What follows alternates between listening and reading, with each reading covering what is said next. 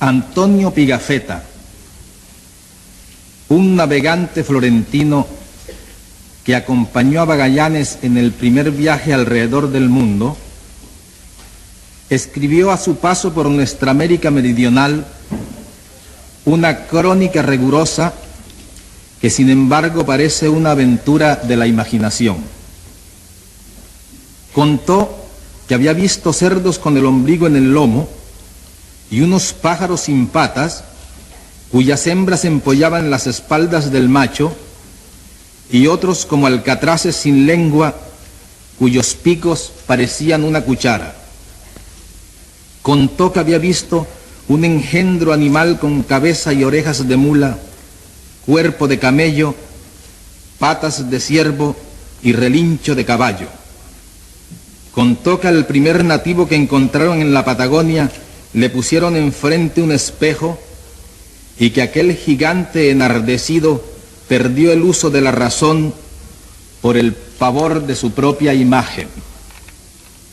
Este libro breve y fascinante, en el cual ya se vislumbran los gérmenes de nuestras novelas de hoy, no es ni mucho menos el testimonio más asombroso de nuestra realidad de aquellos tiempos. Los cronistas de Indias nos legaron otros incontables. El Dorado, nuestro país ilusorio tan codiciado, figuró en mapas numerosos durante largos años, cambiando de lugar y de forma según la fantasía de los cartógrafos. En busca de las fuentes de la eterna juventud, el mítico Álvar Núñez Cabeza de Vaca exploró durante 8 años el norte de México en una expedición venática cuyos miembros se comieron a unos a otros y solo llegaron 5 de los 600 que la emprendieron. Uno de los tantos misterios que nunca fueron descifrados es el de las 11,000 mulas cargadas con 100 libras de oro cada una, que un día salieron del Cusco para pagar el rescate de Atahualpa y nunca llegaron a su destino. Más tarde, durante la colonia, se vendían en Cartagena de Indias unas gallinas criadas en tierras de aluvión, en cuyas mollejas se encontraban piedrecitas de oro. Este delirio áureo de nuestros fundadores nos persiguió hasta hace poco tiempo. Apenas en el siglo pasado, la misión alemana encargada de estudiar la construcción de un ferrocarril interoceánico en el Istmo de Panamá concluyó que el proyecto era viable, con la condición de que los rieles no se hicieran de hierro, que era un metal escaso en la región, sino que se hicieran de oro. La independencia del dominio español no nos puso a salvo de la demencia. El general Antonio López de Santana, que fue 3 veces dictador de México, hizo enterrar con funerales magníficos la pierna derecha que había perdido en la llamada Guerra de los Pasteles. El general García Moreno gobernó el Ecuador durante 16 años como un monarca absoluto y su cadáver fue velado con su uniforme de gala y su coraza de condecoraciones sentado en la silla presidencial. El general Maximiliano Hernández Martínez, el déspota teósofo del Salvador, que hizo exterminar en una matanza bárbara a 30,000 campesinos, había inventado un péndulo para averiguar si los alimentos estaban envenenados e hizo cubrir con papel rojo el alumbrado público para combatir una epidemia de escarlatina. El monumento al general Francisco Morazán, erigido en la Plaza Mayor de Tegucigalpa, es en realidad una estatua del mariscal Ney comprada en París en un depósito de esculturas usadas.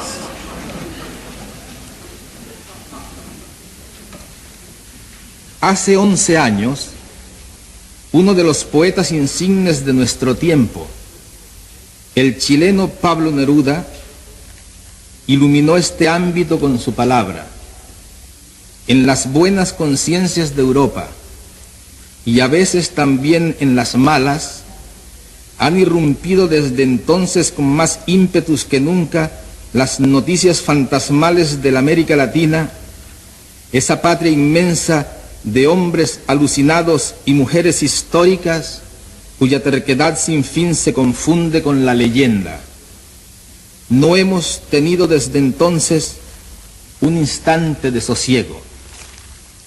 Un presidente prometeico, atrincherado en su palacio en llamas, murió peleando solo contra todo un ejército, y 2 desastres aéreos sospechosos y nunca esclarecidos cegaron la vida de otro de corazón generoso y la de un militar demócrata que había restaurado la dignidad de su pueblo.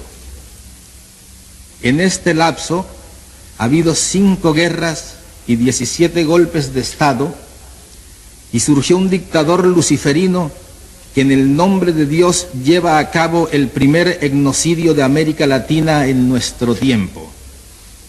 Mientras tanto, 20 millones de niños latinoamericanos morían antes de cumplir 2 años, que son más de cuantos han nacido en la Europa occidental desde 1970. Los desaparecidos por motivos de la represión son casi 120.000, que es como si hoy no se supiera dónde están todos los habitantes de la ciudad de Uppsala. Numerosas mujeres arrestadas en cinta dieron a luz en cárceles argentinas, pero aún se ignora el paradero y la identidad de sus hijos, que fueron dados en adopción clandestina o internados en orfanatos por las autoridades militares. Por no querer que las cosas siguieran así, han muerto cerca de 200.000 mujeres y hombres en todo el continente, y más de 100.000 perecieron en 3 pequeños y voluntariosos países de la América Central: Nicaragua, El Salvador y Guatemala. Si esto fuera en los Estados Unidos, la cifra proporcional sería de 1.600.000 muertes violentas en 4 años. De Chile, país de tradiciones hospitalarias, han huido 1 millón de personas, el 10% de su población. El Uruguay, una nación minúscula de 2,5 millones de habitantes, que se consideraba como el país más civilizado del continente, ha perdido en el destierro a 1 de cada 5 ciudadanos.